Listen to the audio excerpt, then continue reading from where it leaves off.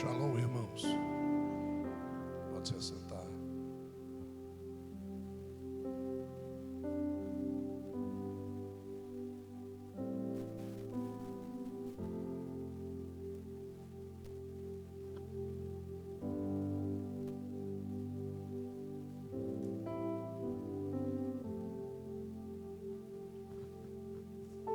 Hoje de manhã eu preguei uma mensagem em Santo André.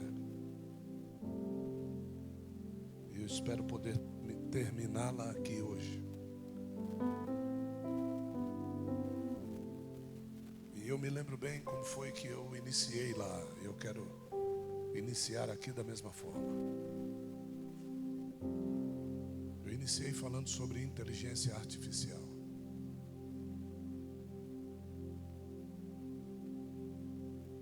Que a inteligência artificial, na realidade, não é artificial.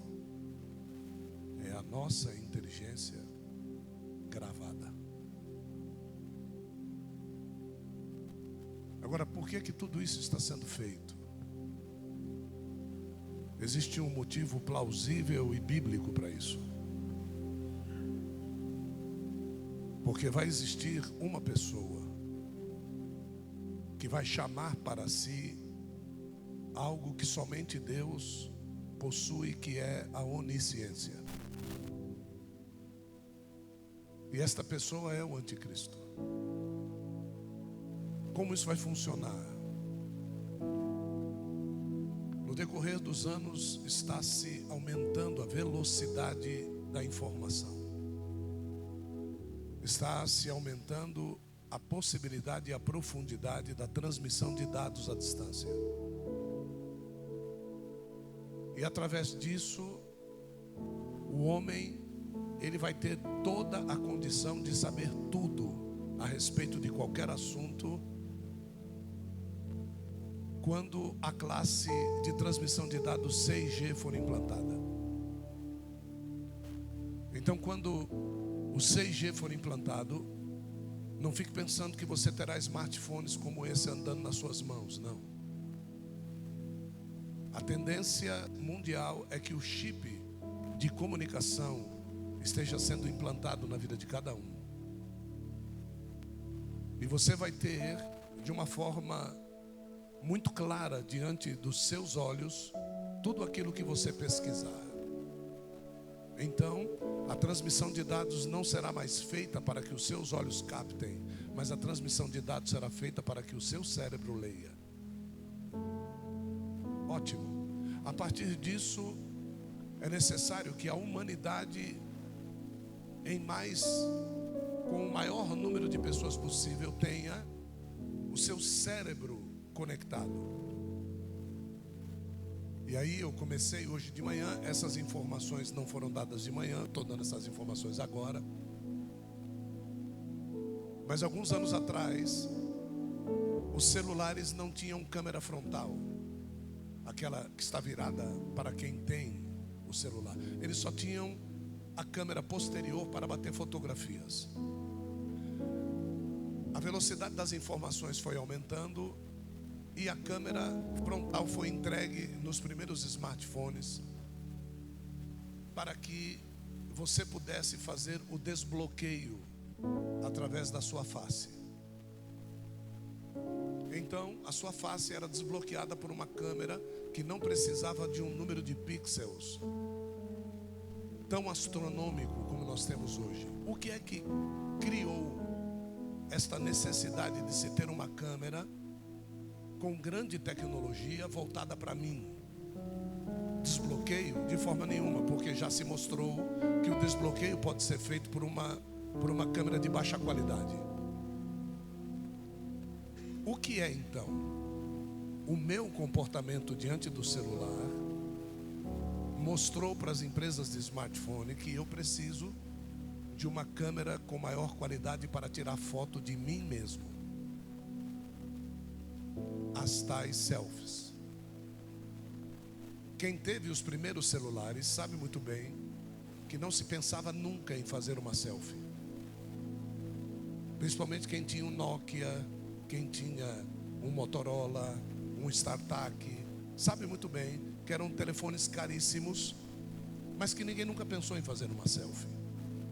Então nós fomos dizendo para as empresas de telecomunicação o que é que nós queríamos que eles nos oferecessem. E junto com isso veio a grande qualidade das câmeras frontais, e junto com isso veio a liberação de quem você é e do seu cérebro, para que todo mundo possa te conhecer através da leitura da sua retina. Então, quando uma pessoa para mais do que 8 a 10 décimos de segundo na frente de uma câmera de alta potência, a sua retina é lida. Pronto. É por isso que tudo o que você pensa e sabe é transferido para que todo mundo saiba o que você gosta e o que você não gosta. Aí chega Jesus lá atrás e diz assim: se os seus olhos forem bons, todo o seu corpo vai ser bom. Se os seus olhos forem maus, todo o seu corpo será mau. E em quão grandes trevas você está mergulhado. É interessante isso, por quê? Porque o anticristo vai precisar do maior número de informações possíveis a respeito do maior número de pessoas possíveis, para que ele possa ser aquilo que todos querem que ele seja. O anticristo não vai vir para bater de frente com ninguém. Olha só. Ele não vai vir para contrapor ninguém. Não, ele vai vir para ser o que todos querem que ele seja, coisa que Jesus não foi. Então Jesus, ele veio realmente para bater de frente com a humanidade e para colocar a humanidade de volta no controle de Deus. A partir disso, nós nos encontramos no estado que nós estamos. Hoje nós somos essas pessoas que nós somos. E você sabe muito bem quem você é. Você sabe perfeitamente quem você é. Quando você olha no espelho, o espelho não te engana. Mas quando você olha para o celular, você pensa que você está enganando quem está do outro lado. Mas não. Cada selfie que você bate, você dá mais informações ao seu respeito. Valiosíssimas informações. E que no decorrer de cada dia, você será aliciado. Essa é a palavra. Você será devidamente aliciado para se afastar de Deus e para se encontrar mais cedo com Satanás.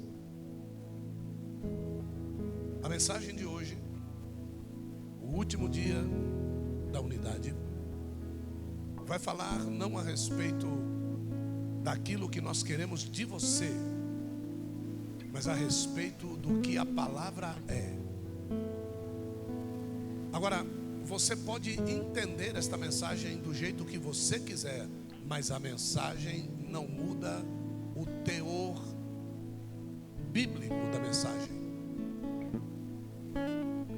O reverendo Paul Washer, alguns anos atrás, foi questionado por um jovem que disse que estava apaixonado pelas missões.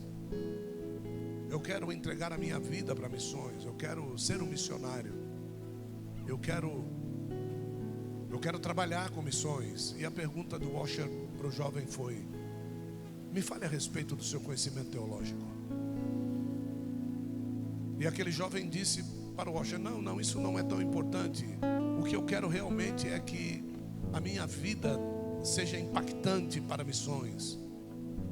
E o reverendo Washer perguntou para ele: me conte a respeito da sua família. Não, a minha família não tem importância. Eu quero é ir para missões. E tudo aquilo que se perguntasse para aquela pessoa, sabe o que ela ia dizer?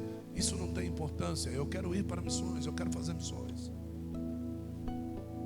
No final, esse jovem ouviu a seguinte colocação: quem está do outro lado, precisando de socorro, não vai se interessar nem um pouco por você. Você não tem nada que possa salvar as pessoas em si mesmo. O que eles estão precisando é da verdadeira mensagem do Evangelho.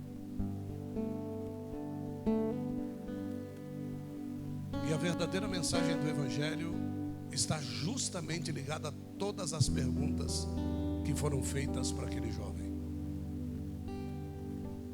Como está o seu conhecimento teológico? Não, isso não tem nada a ver. Não, tem tudo a ver.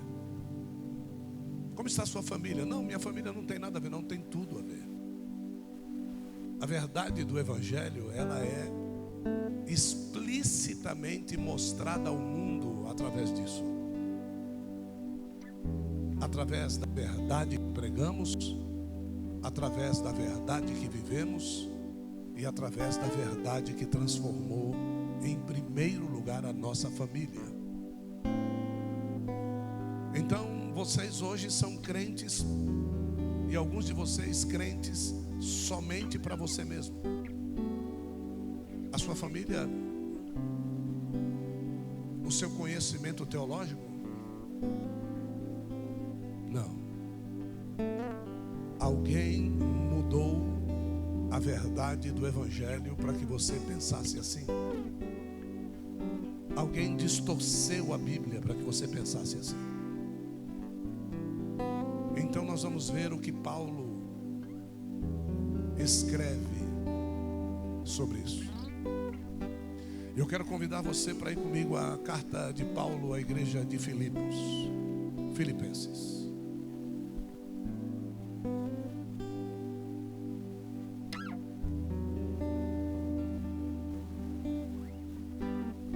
Capítulo 4. Filipenses 4. Nós vamos ao verso 8.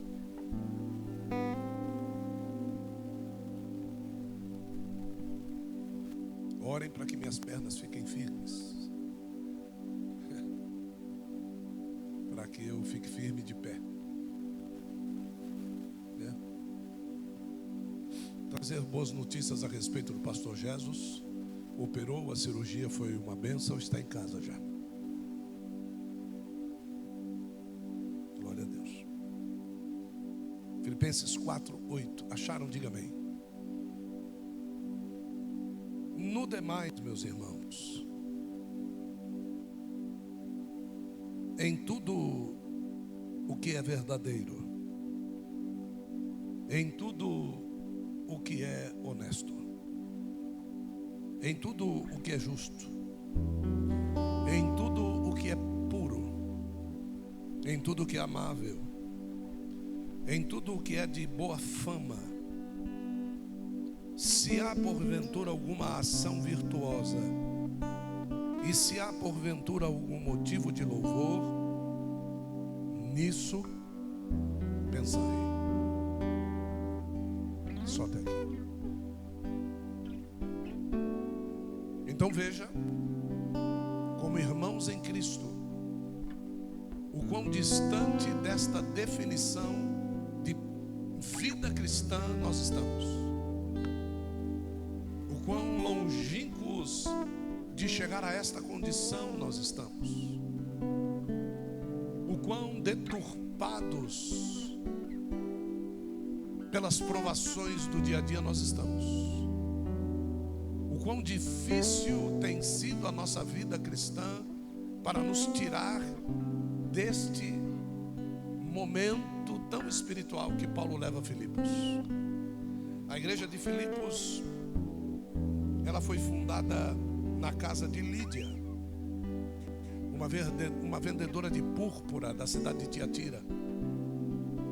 Ela chama ao apóstolo Paulo, depois de vê-lo pregando numa praça, e ser violentamente contundida pela palavra pregada, ao ponto de largar o fator principal da sua riqueza e não fornecer mais a púrpura que aquelas estátuas eram pintadas e se tornavam em estátuas parecendo ouro. Ela agora é contraditada em tudo aquilo que acreditava. Seus filhos se convertem, sua casa é batizada nas águas, todos são batizados. Esta cidade sofre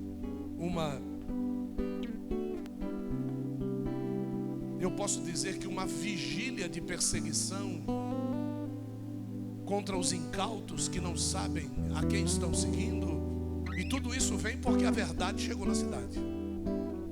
Uma jovem endemoniada que saía atrás de Paulo dizendo: acredita nele, que ele tem a palavra verdadeira. O demônio é tirado dessa menina. As pessoas ficam meio sem entender o que está acontecendo.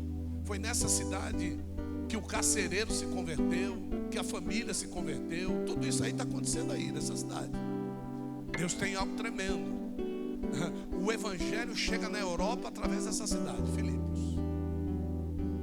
Então as coisas começam de uma forma meio conturbada.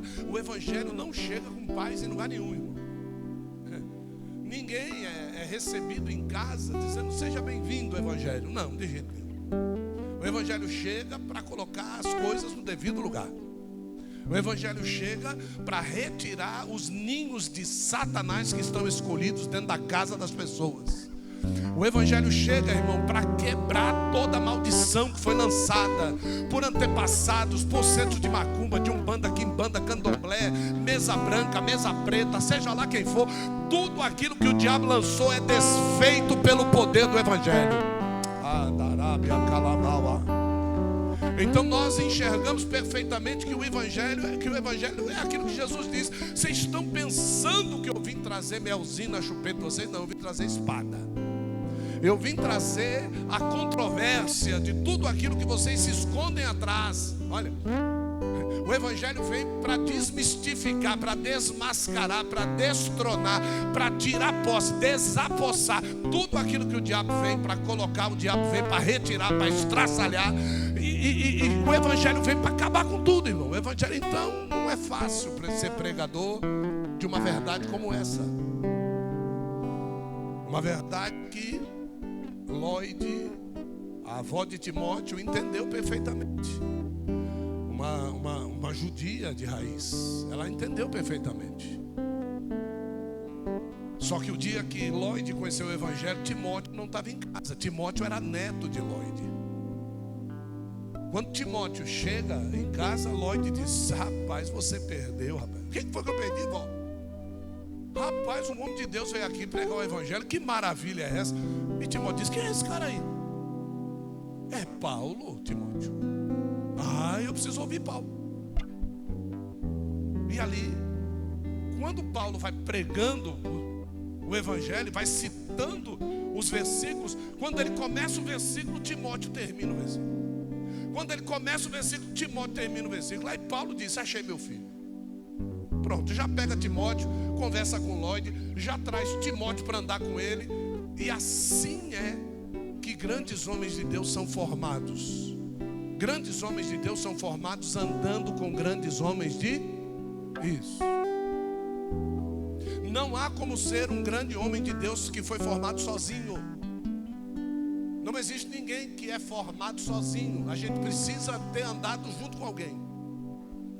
Quando alguém chega para mim e pergunta assim: o senhor aceitou Jesus aonde? Eu disse: comunidade cristã, época da graça. A pessoa já olha para mim assim, já fala: Arlen Vilcinskas, né? Exatamente, ela era profeta. As pessoas já sabem. As pessoas conhecem. As pessoas sabem de onde você veio, sabem com quem você andou.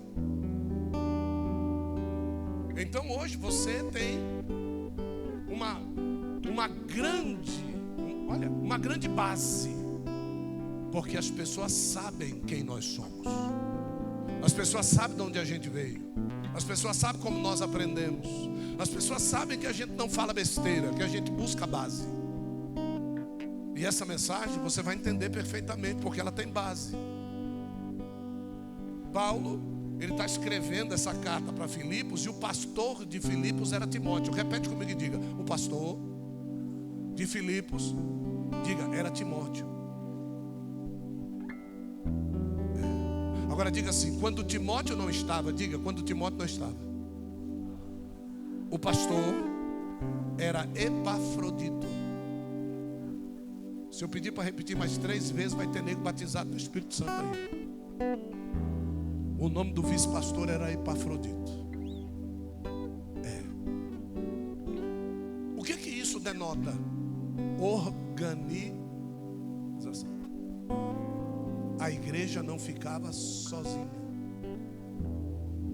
Dá para você entender que a gente precisa do segundo? E que o segundo tem que representar o primeiro, e o primeiro tem que representar quem chamou? Que quando se levanta alguém para estar no nosso lugar, ela não pode falar coisas diferentes daquilo que nós falamos. Ela não pode pregar uma mensagem diferente daquela que nós pregamos. Ela não pode crer diferente daquilo que nós cremos. Porque senão a igreja perde a raiz. Então não adianta você ser líder do DIB, você ser líder do Fontes de Sião, você ser líder do Tiragem, você ser líder do Dodge e ter uma mensagem diferente. Nós não estamos interessados em mensagens diferentes aqui. Nós estamos interessados no verdadeiro evangelho aqui. Pode não interessar a alguns, mas isso não me importa. Eu sei que se você insistir no seu desinteresse, vai ter um dia que você vai acabar se convertendo ao verdadeiro evangelho. Então Timóteo tem um dia que ele recebe uma carta particular, irmão. E isso significa que a igreja não vai ser corrigida naquilo que Timóteo está sendo corrigido. Porque você vê 2 cartas sendo escritas por Paulo a Timóteo. Primeira carta de Paulo a Timóteo, segunda carta de Paulo a Timóteo. Mas você também vê uma carta agora sendo escrita a Filipos, que é a igreja que Timóteo pastoreia. Então preste bem atenção, que às vezes o seu pastor quer conversar com você em particular, e ele não pode conversar na frente da igreja. Então hoje, como nós temos o WhatsApp, às vezes o teu pastor usa o WhatsApp para falar com você. Porque ele escrever uma carta, botar no correio, e o correio selar a carta, o carteiro levar até a tua casa, você receber a carta e ler, é muito mais difícil do que alguém escrever um texto no WhatsApp para dizendo assim: toma vergonha na sua cara, para de falar besteira como você está falando, seja crente, rapaz, onde você anda. É bem mais fácil você escrever pelo WhatsApp do que você dizer isso na frente de toda a igreja. E Paulo escreve para Timóteo e pede para Timóteo tomar cuidado. Diga assim: tomar cuidado com as velhas fofoqueiras. E ele chama essas velhas de viúvas fofoqueiras. Tome cuidado com essas velhas fofoqueiras, que elas estão achando que são dona sua. Timóteo, você foi salvo por causa da verdadeira servitude de sua avó Loide. E ele começa a conversar com Timóteo na carta, e Timóteo lê a carta toda. Preste atenção, viu? Timóteo vai lá e lê a carta toda. Mas parece que a carta não faz efeito na igreja. Aí o que Paulo faz? Escreve para a igreja. Mas ele não diz o que ele havia escrito para Timóteo. Mas Timóteo agora, queira ou não queira, vai ter que ler a carta para a igreja. Então quando Timóteo pega a carta para a igreja e reúne a igreja, como nós estamos reunidos aqui, e diz assim: o apóstolo Paulo mandou dizer a paz do Senhor. O que vocês respondem, irmãos? A paz do Senhor. É assim que era. Quando chegava uma carta apostólica para a igreja.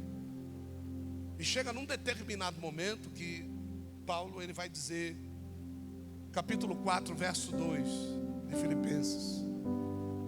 No capítulo 4, verso 2 de Filipenses, ele diz assim: rogo a Evódia e rogo a Sintique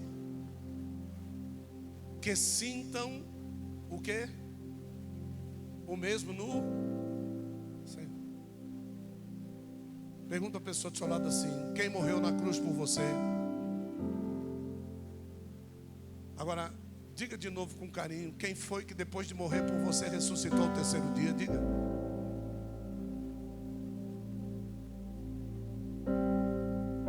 Agora, diga para esta pessoa pessoa aí, quem te deu autorização, diga, de sentir algo diferente a respeito do Evangelho, que não foi dito no Evangelho? Agora, olhe bem nos olhos dela. Se cair endemoniada, só levantar a mão que eu vou expulsar. Olhe bem nos olhos dela e diga assim: quem te deu esta autorização de dividir a verdade para retirar dela a sua força?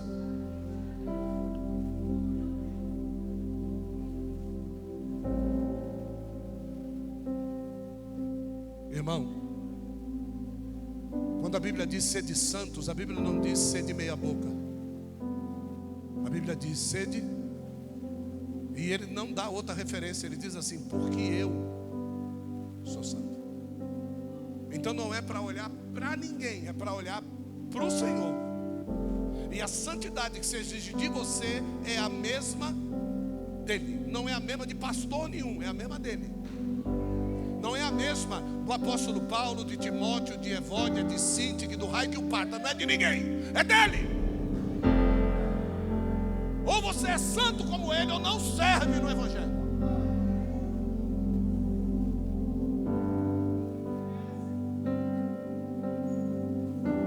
Eu tenho certeza que quando Timóteo ele foi ler esse trecho da carta, ele engasgou, irmão.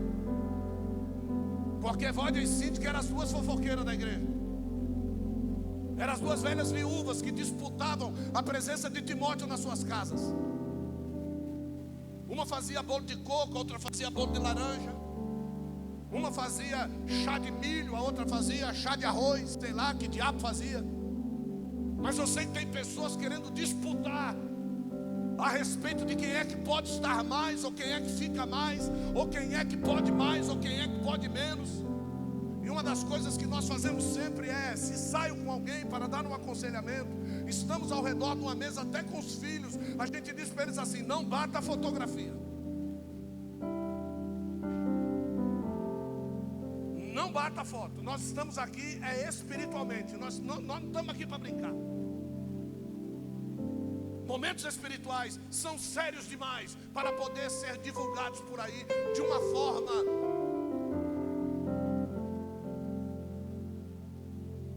Falar outra coisa, ainda bem que você me ajudou, displicente. Vai me ajudando aí, que eu estou com vontade de meter uma meia dúzia aqui.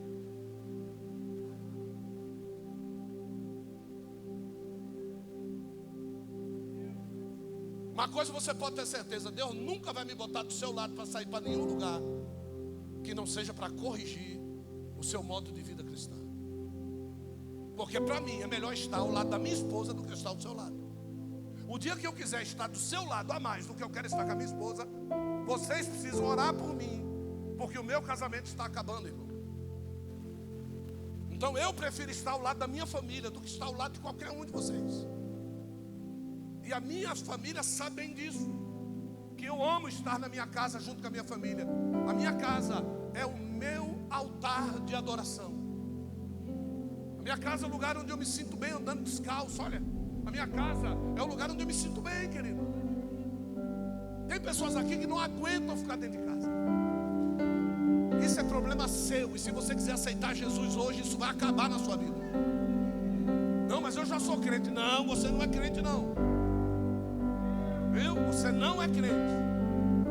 Ou então das duas uma. Tem alguém que não é crente na sua casa e não deixa que a sua casa seja um altar de adoração. Quantos querem que a sua casa se transforme num altar de adoração aqui? Aí, é isso aí que eu estou falando. Então, quando o Timóteo começa a ler a carta, eu já fico imaginando a cara de Evódia e a cara de Síntique. É assim que fica.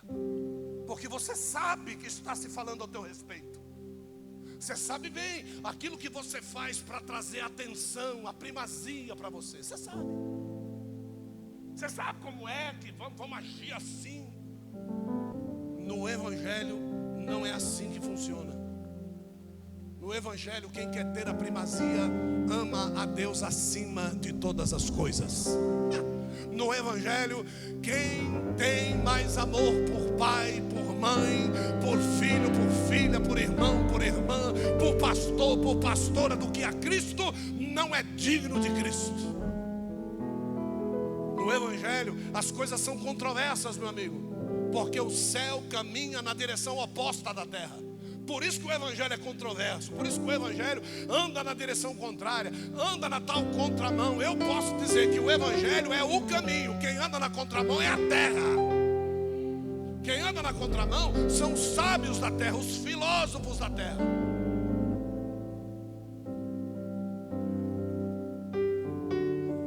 Timóteo, ele está lendo a carta. E alguns versos depois disso, no verso 3, e peço também a ti, meu verdadeiro companheiro, diga assim, Timóteo. Isso, então Paulo está pedindo agora a Timóteo. Timóteo está lendo a carta. Então agora todo mundo está olhando para Timóteo. E Paulo agora dá autoridade para Timóteo, dizendo: rogo para o meu companheiro que as ajude. Peraí, olha só, meu irmão, peraí. Então quer dizer que Paulo ia na casa delas, Nayara, e não as estava ajudando. Estava o quê? Então quer dizer que na igreja, quando você não tem propósito e está na casa de um irmão, você não está ajudando. Você está o quê? Atrapalhando, irmão. Porque esse tempo que ele está gastando com você, ele poderia estar gastando com Deus.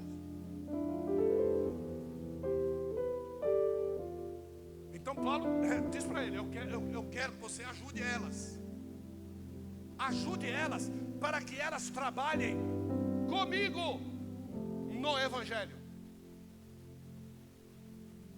Olha, você, Timóteo, está atrapalhando a elas de trabalharem comigo no Evangelho. Ajude a elas a trabalharem comigo. E diz assim: e com Clemente e com os outros meus cooperadores, cujos nomes estão escritos no livro da vida. Aí Paulo dá uma aliviada. Mas o recado foi dado para Timóteo. E aí você vai entender porque é que Paulo diz assim para Timóteo: cumpre a obra de um evangelista. O dom que te foi dado por imposição de mãos do ministro. Pregue em tempo e em fora de tempo, mas pregue. Porque quando as coisas começam a ser nos favoráveis, a gente começa a bater menos. Quando as coisas começam a vir presente, a vem isso e vem aquilo, a gente começa a bater menos. O que Paulo está dizendo para Timóteo é: bata em todo o tempo. Viu? Esse povo ama ser alisado. E depois eles vão.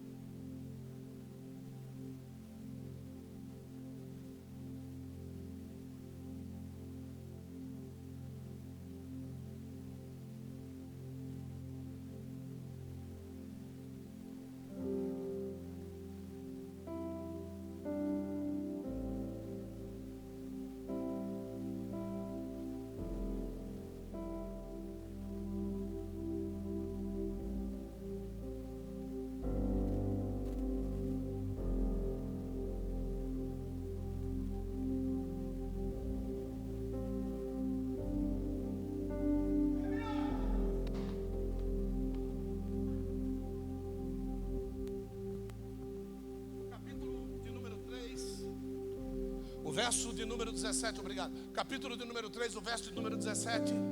Ele diz assim: olha, Em outra missiva para outra igreja, Paulo está tendo o mesmo problema, porque ele diz assim: um diz que é de Paulo, outro diz que é de Apolo, outro diz que é de Cefas, outro diz que é do Satanás.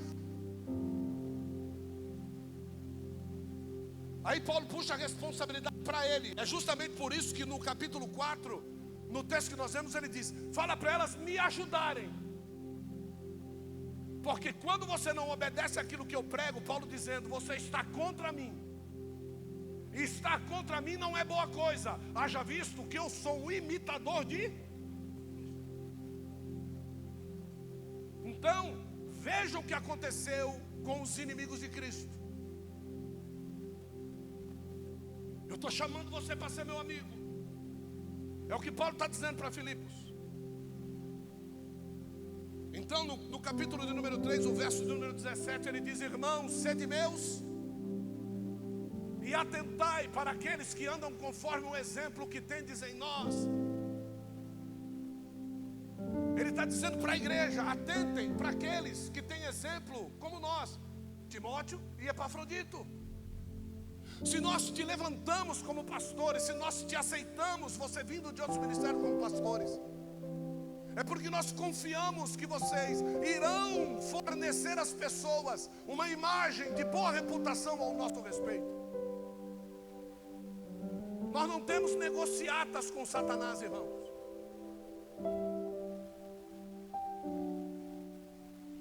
O grupo de intercessão me chamou ali atrás: precisamos orar pelo Senhor. Oh, glória, amém.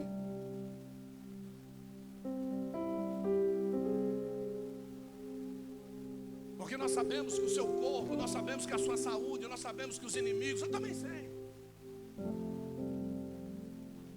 E em nenhum momento eu disse para eles que eu sei, que eu vou invalidar. Oração, irmão, é que nem a cereja do bolo, todo mundo quer. Você quer orar por mim? Ore. Mas não ore para que eu desvie. Não ore para que eu morra. Porque quem vai desviar e morrer é tu, ô Satanás.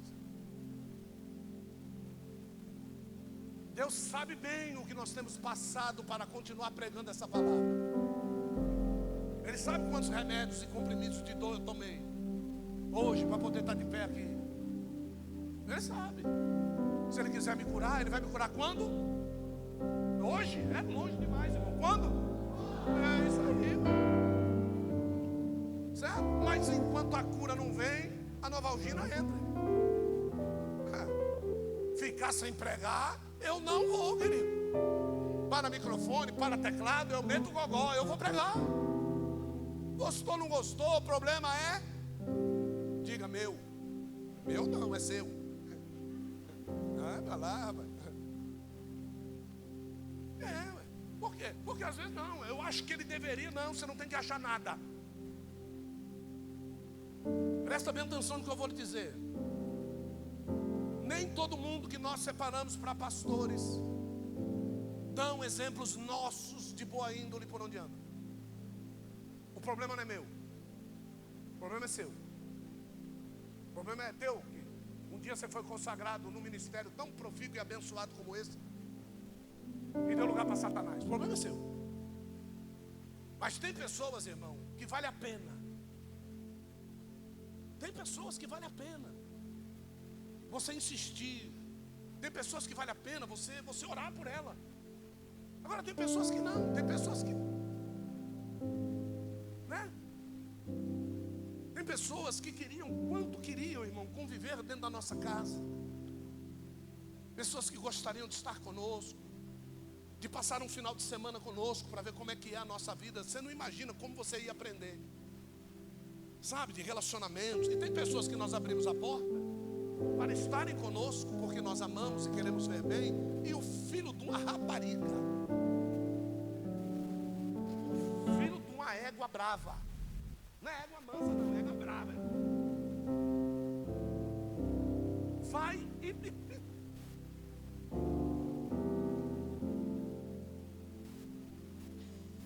E aí o que nós podemos fazer? Diga, nada. E é isso que Paulo está dizendo para Timóteo. Se quiser me obedecer, vai ser uma bênção. Se não quiser, problema meu não, seu. Não vem com conversa para cima de mim não. Diga meu. Isso.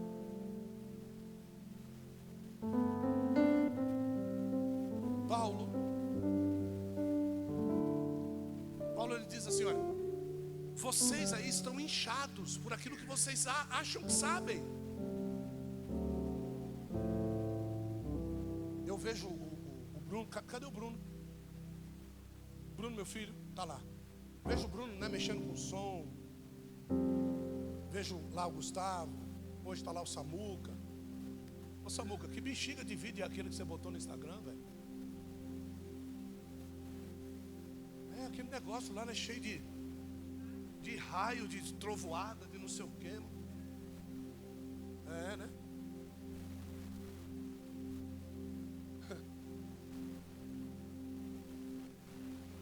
Eu não posso perder a oportunidade. Não, eu não vou perder. Não posso, eu tenho que mandar bala, irmão. Não, mas vamos lá. Está lá o Samuca sentado na mesa, benção pura.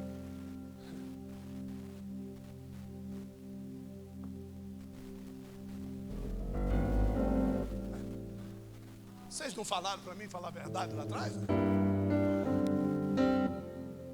Então tá lá, né? Aquele negócio todo, não sei o quê. Irmãos, eu tenho 60 anos. Eu tenho quantos anos, irmão?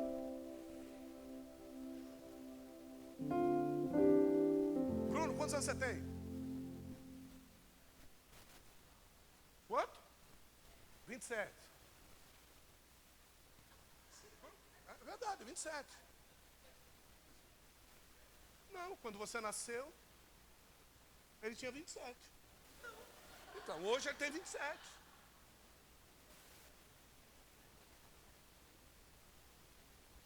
Agora, a briga aqui, ó, Evódia e Cintia aqui. As duas aqui não estão concordando, né? Então, o Bruno tem lá 27. 60 menos 27. 30 aí? 33. Né? Ó, quando o Bruno nasceu, eu tinha 33 anos de idade. É isso que diz? Certo. Eu aceitei Jesus com 24. Isso quer dizer que quando o Bruno nasceu, eu já tinha 9 anos com Cristo. Já era pastor. Só que antes de ser pastor, aquilo que eles fazem hoje aqui,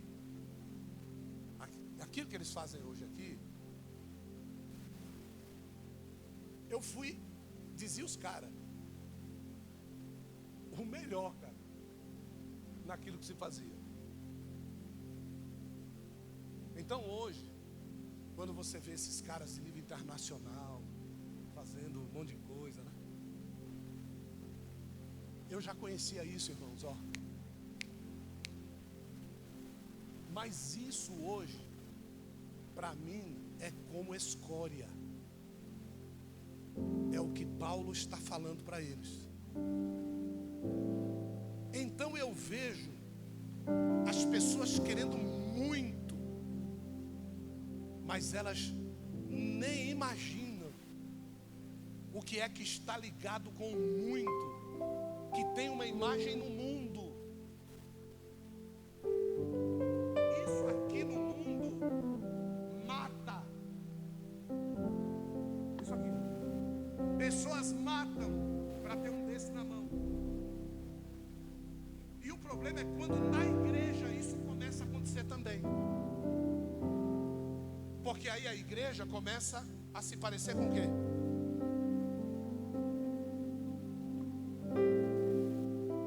Se você pegar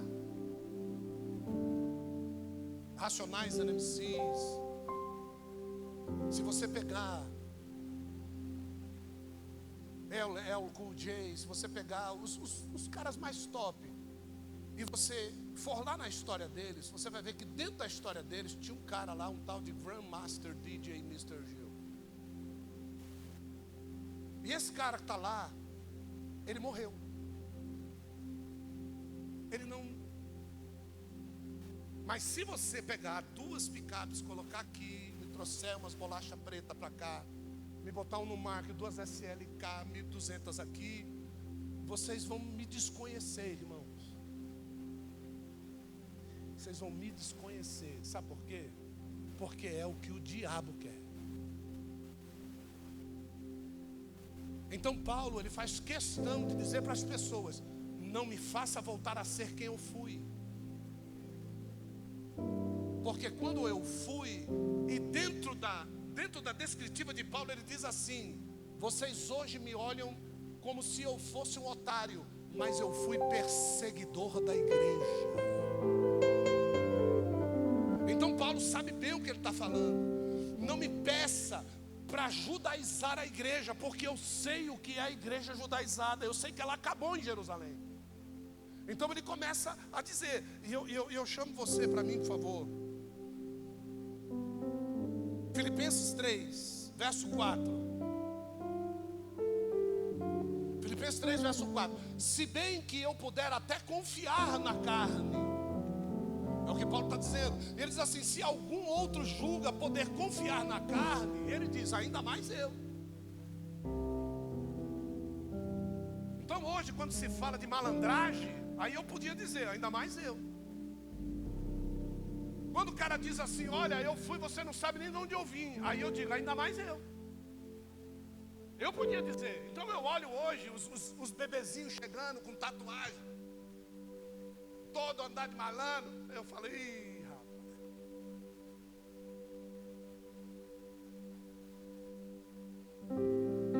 Próximo verso, verso 5. Ele diz assim, ó: circuncidado ao 8º dia. Paulo falando dele: eu fui circuncidado ao 8º dia. Eu não estou pedindo para circuncidar ninguém depois. Eu sei o que é a circuncisão ao 8º dia. Eu fui circuncidado. E ele diz assim: da tribo de Benjamim. É como se ele perguntasse: e vocês de que tribo são? E ele continua dizendo: hebreu de hebreus. Quanto à lei que vocês tanto vigoram, eu era fariseu, irmão. Próximo verso. E ele continua dizendo: quanto ao zelo, o que ele disse? Persegui a igreja e dei glória a Deus porque eu aceitei a Jesus.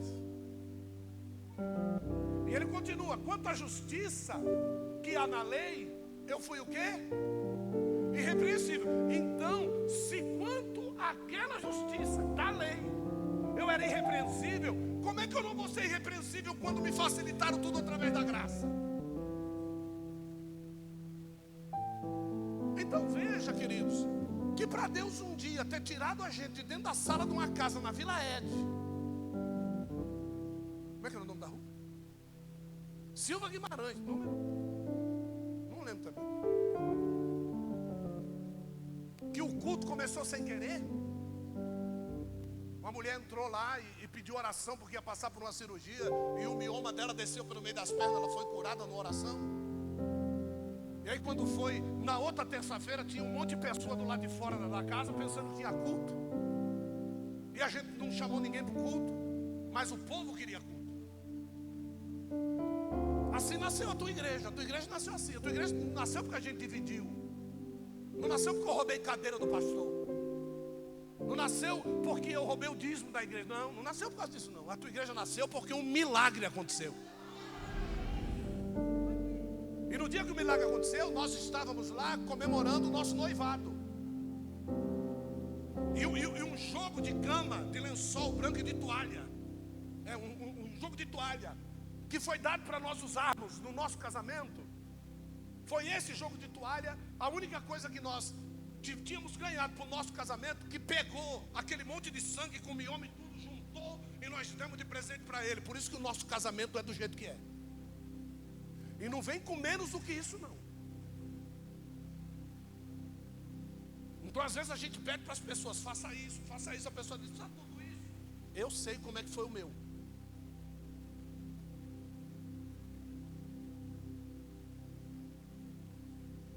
Paulo está dizendo: eu fui irrepreensível. Próximo verso, presta atenção aqui. Mas o que era para mim lucro, tudo isso, passei a considerá-lo como perda por amor de quem? Ou seja, quando eu me tornei cristão, eu peguei todo esse currículo e joguei. Não me faça voltar. Eu já joguei fora, mas eu lembro bem como é.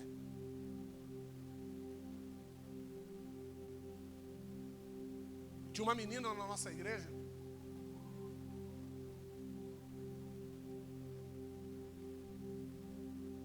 gostava de um rapazinho na igreja. E esse rapazinho era um recém-convertido. Estava tanto na igreja como nos bailes da época. E um dia essa menina chega chorando na igreja. E eu vi ela passar correndo, chorando. O culto ia começar, mas ela entrou correndo. E ela foi conversar com a bispa. E a bispa ia lá chorando. E eu peguei e fui atrás. Falei, aconteceu alguma coisa. E ela foi lá e ela falou assim: fulano de tal mexeu comigo. Que era o rapazinho que ela gostava. E ela falou, meio coberta pelos cabelos assim. Eu peguei os cabelos dela, joguei para trás e falei: olha na minha cara, repete o que você falou. Fulano de tal mexeu comigo. Só um minuto. Peguei o carro e fui lá na favela. Quando eu cheguei lá, todo mundo ficou olhando aquele negócio todo. Eu vim buscar fulano. Aí o cara gritou lá: é o pastor. Aí pronto, aí todo mundo baixaram. E eu entrei lá, eu falei assim: cadê o fulano? Estava sem camisa. Eu falei: não vai pôr camisa não, vamos embora, você vai comigo. O que foi, pastor? O que foi? Vamos comigo. Entrou no carro, entrando na igreja. Aí quando eu cheguei lá com o rapazinho, botando a camiseta, peguei ele pelas costas, levei até perto da menina. Eu falei assim: repete o que você falou. Ela falou assim: era mentira.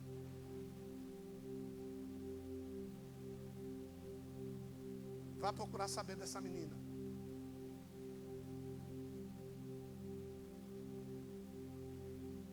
Vá procurar.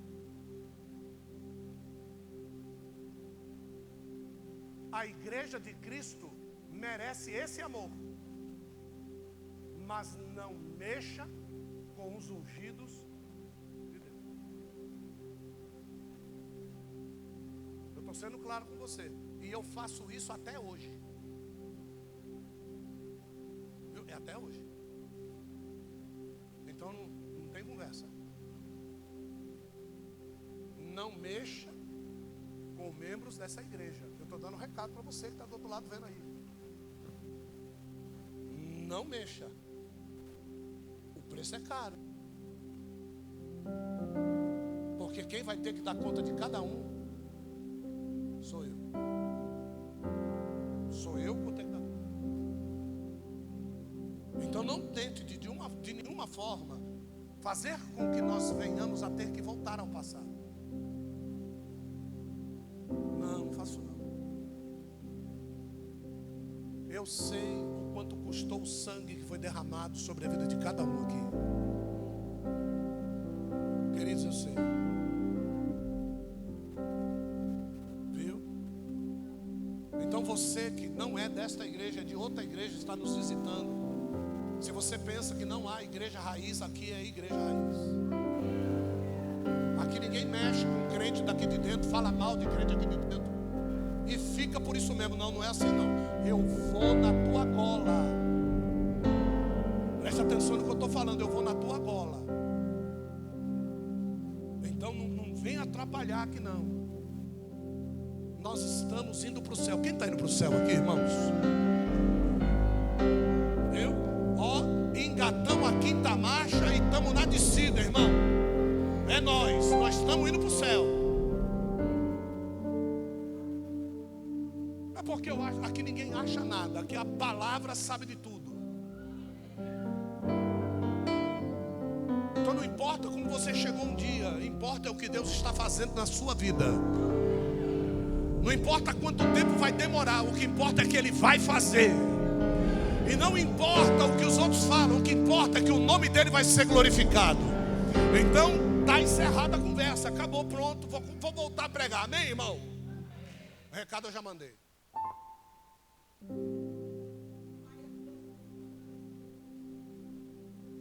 Essas coisas que eram lucro para mim, eu reputei como esterco. Eu reputei tudo isso como esterco, enquanto eu estou lutando para ganhar a Cristo. Então veja, como é que você age quando você dá as costas para este evangelho que eu valorizo. Esse evangelho que eu valorizo é um evangelho que, se você não valorizar, você ficou para trás, irmão. Se eu ver que você valoriza o evangelho, você tem tudo de mim, querido. Agora, se eu ver que você está dando ombro para o evangelho, Desculpa, eu tenho que caminhar, Ronald. O que foi que eu falei para você hoje lá na porta da igreja? Vai lá, porque a sede é terrível, não é? Foi ou não foi? Ronald pensava que eu bati em Santo André. Agora ele está vendo como é que é aqui. Agora ele está ligado no movimento. O voz de sanfona rachada também está vendo aqui como é que é o negócio agora. Porque lá o pessoal pensa, lá em Santo André ele bate, lá na sede, aqui é pior, irmão. Lá em Santo André nós temos 1 ano, aqui nós temos 23. Então aqui, irmão, só fica quem quer ir para o céu, querido. Tem jeito, desculpa, aqui só fica, entende? Quem quer ir para o céu. E se não tirou passaporte, nós temos uma agência que faz passaporte direto para a glória aqui, irmão. Tem a MLK e tem a ETD. As 2 agências que faz passaporte para o céu aqui.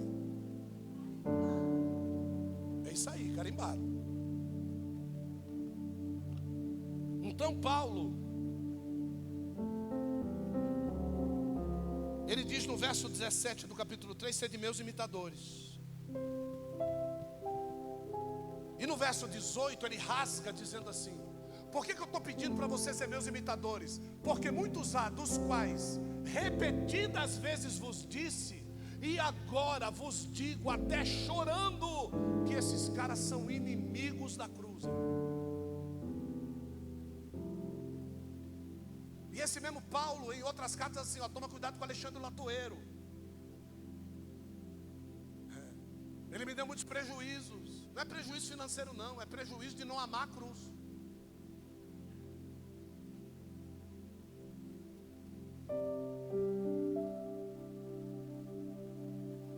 E agora vem a revelação. Posso começar a pregar, irmão?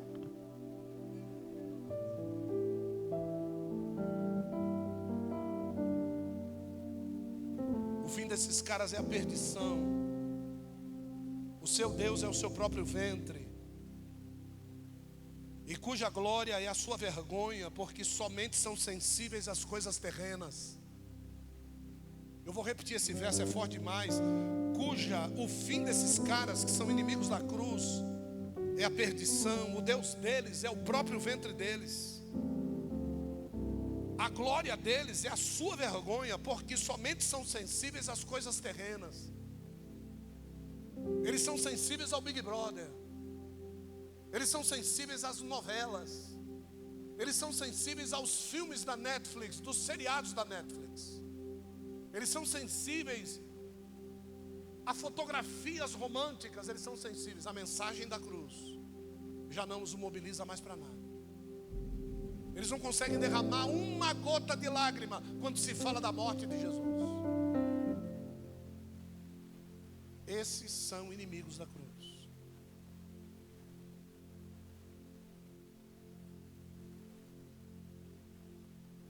Olha só. Vai em Filipenses 4:13.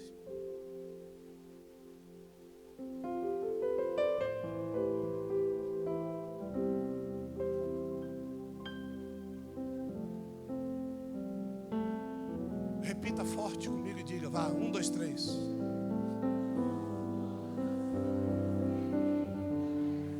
Repete de novo, por favor, sem errar. 1, 2, 3.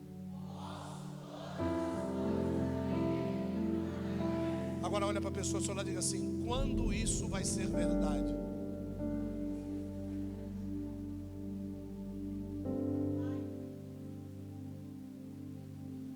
Quantos querem que isso seja verdade?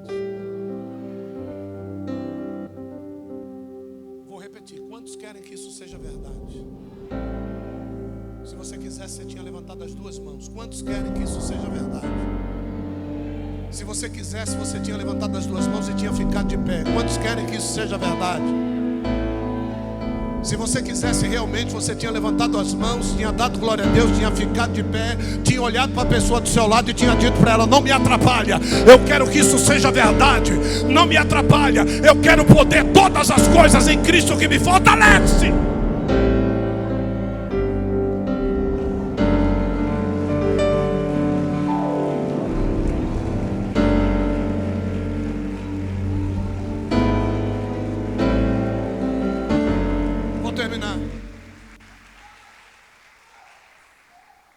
pergunte para mim assim, diga: pastor, quando isso vai ser verdade?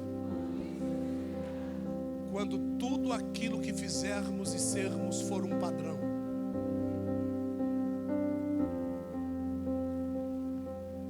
O Evangelho é padrão de Deus para a terra. Então não tem o seu jeitinho de ser crente, não tem o seu jeitinho de adorar, não tem. Não tem o seu jeitinho de pensar, não tem. É padrão.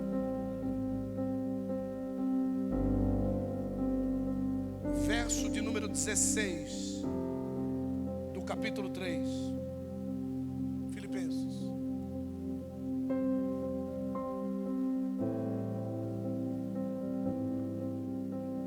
Mas naquela medida de perfeição, repete comigo e diga: padrão,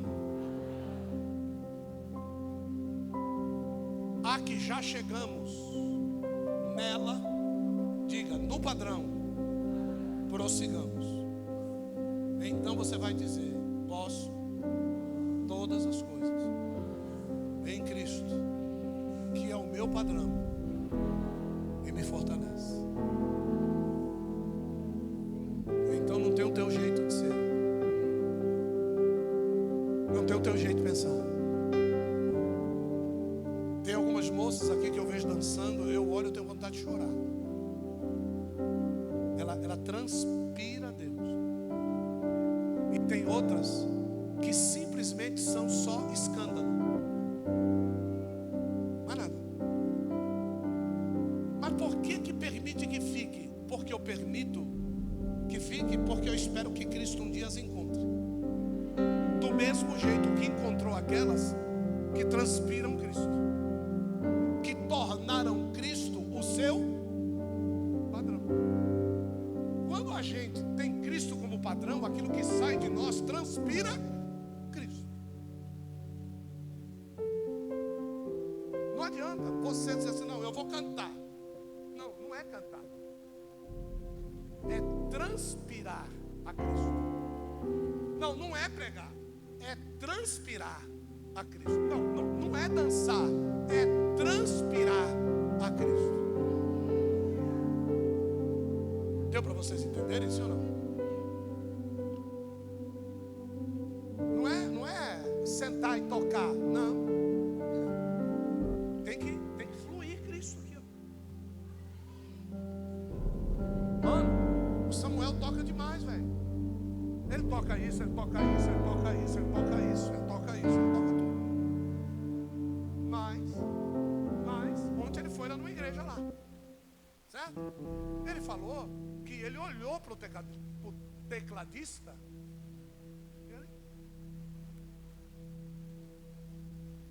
A Vitória estava com ele, é isso mesmo? Foi isso mesmo? E eu fico imaginando, cara. O cara toca demais.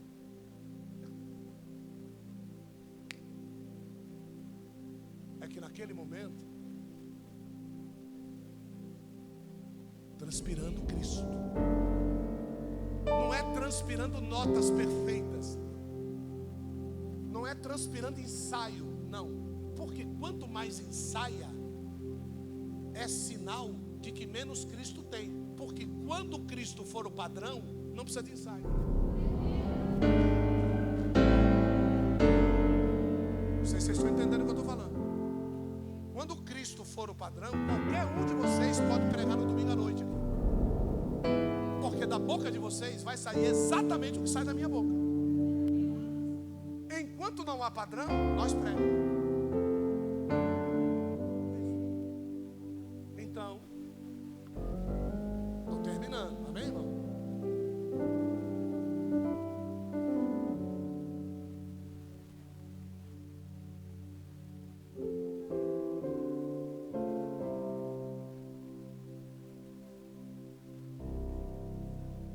Então Paulo diz assim: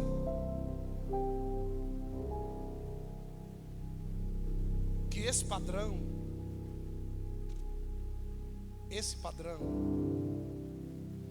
vai fazer com que a tua cidadania seja do céu e não mais da terra. Então, o padrão. Se eu sou do Brasil, o passaporte do Brasil é capa azul. O passaporte da Holanda é capa vinho. O passaporte dos Estados Unidos é capa verde.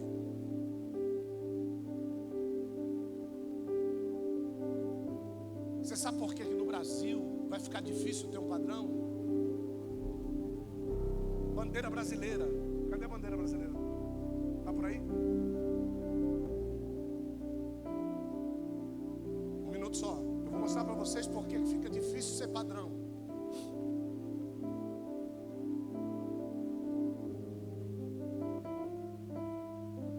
Essa vocês vão pirar.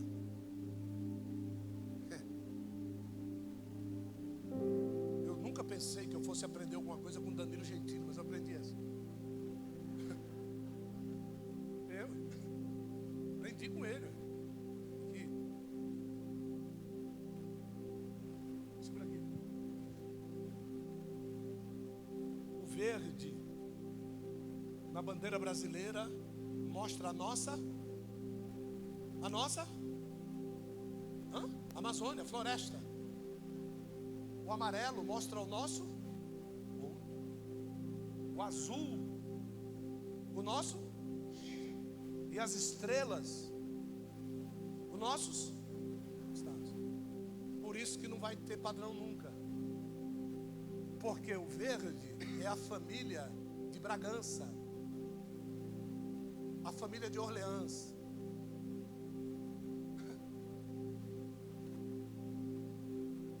O azul aqui, ó, é o azul sinodal português. Não tem nada a ver com o nosso céu. A nossa bandeira é a bandeira do símbolo de quem nos dirigiu e coordenou enquanto engatinhávamos. Não tem nada a ver com ouro. O Brasil não tem ouro. A Amazônia não é mais nossa. Então, para que seja padronizado, todos nós temos que saber a mesma. Essa nação que hoje nós temos por Brasil é uma falcatrua de erro de divulgação de conhecimento. Porque se nós soubéssemos a raiz existente por detrás da nossa descoberta, nós poderíamos lutar para que espiritualmente essa nação fosse liberta. Mas como nós estamos engodados com informações, nós nunca vamos pensar por que é que Colombo não quis descobrir o Brasil. Por que é que ele resolveu descobrir a parte de cima e não a de baixo. Então a Bíblia Sagrada tem esses segredos que você precisa descobrir. E nós estamos dispostos a mostrar para você o quão terrível é o reino espiritual que está acima da sua cabeça. E que comanda as mulheres que mandam no marido em casa, e elas acham que isso é para o bem da família. Você é que pensa. Porque você comanda as coisas e você não pensa que os seus descendentes, na realidade, estão divididos quanto ao Evangelho. Porque se existe alguma coisa que Deus colocou como padrão, isso tem que ser padrão. Padrão, diga padrão, é padrão.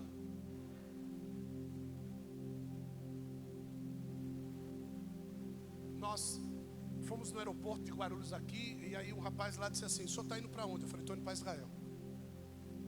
Eu queria trocar alguns dólares para poder ir. Ele disse assim: não faça isso não, troque shekel. Eu falei assim: mas shekel? Ele falou: é, porque senão o senhor vai ser enganado lá.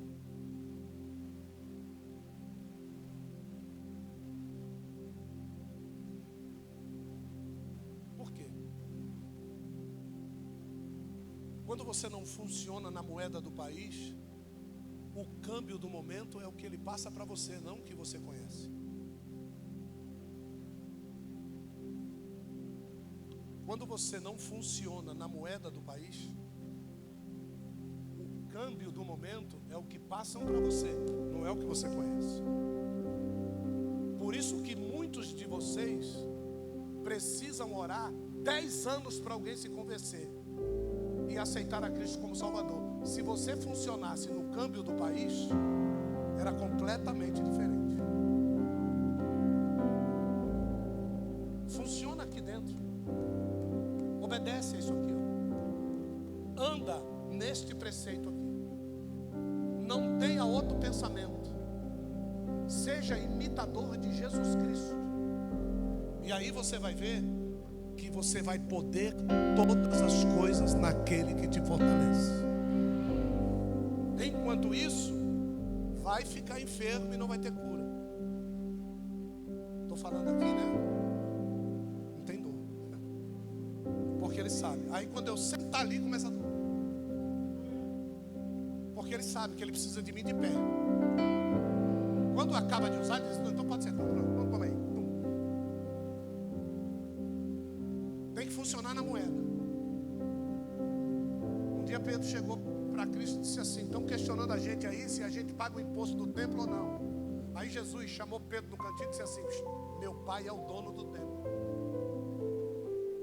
Mas para não entristecer, vamos pagar na moeda deles? Vá até a beira do mar ali e pega um peixe.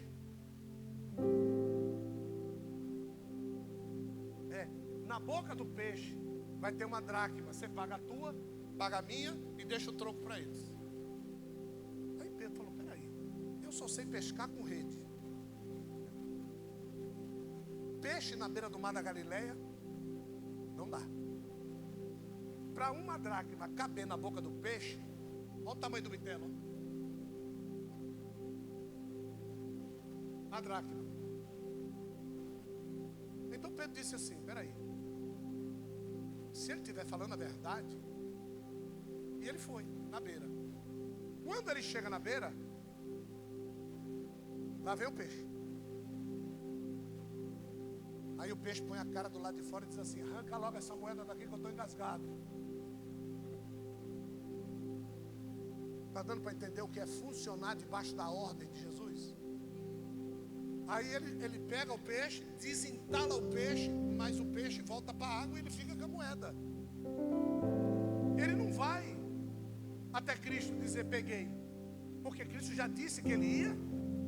Se a Bíblia diz que tu vai pegar, por que tu não pegou ainda? Se a Bíblia diz que vai chegar até você, por que não chegou ainda? Diga assim: porque eu estou funcionando num câmbio diferente.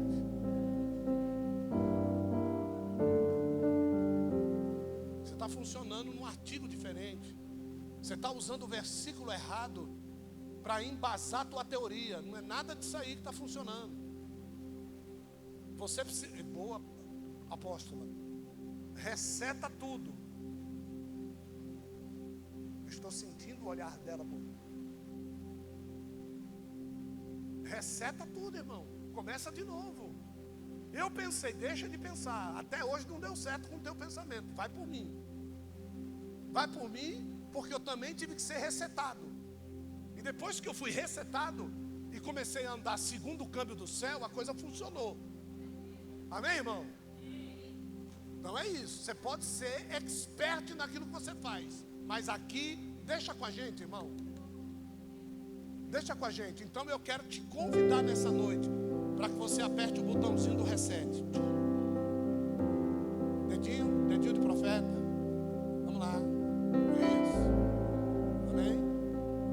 Isso. Olha para a pessoa do seu lado e diga assim: reseta o teu que eu reseto o meu, tá? Diga para a pessoa do seu lado: tira os olhos do meu botão. Diga: meu botão é meu. Amém, irmão? Vai lá, vamos resetar. Vamos lá. 1, 2. Eu estou vendo a cara de Satanás do inferno. Não, ele não pode fazer isso. Não, ele vai fazer isso. A partir de hoje as coisas vão fluir numa velocidade fenomenal. Já foi dito aqui que essa semana você vai ter sinais do céu na sua vida. Só que se essa mensagem não fosse pregada e você não apertasse o botão pela sua vontade, você ia ver pessoas vivendo, mas você não ia viver. Mas hoje você vai recetar, você vai viver. Dedo no botão, irmão, vai!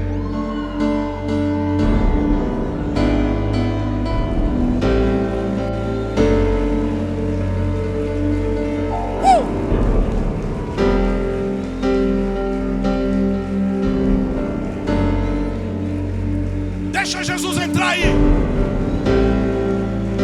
Vou repetir, deixa Jesus entrar aí.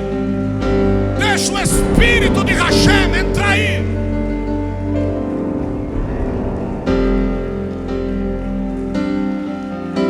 Coisas novas estão sendo preparadas para a tua semana. Portas estão sendo abertas sobre a tua existência.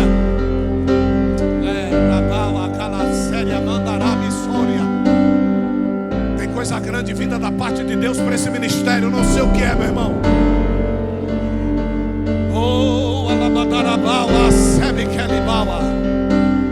Eu estou sentindo coisa grande da parte de Deus descendo nesse arraial.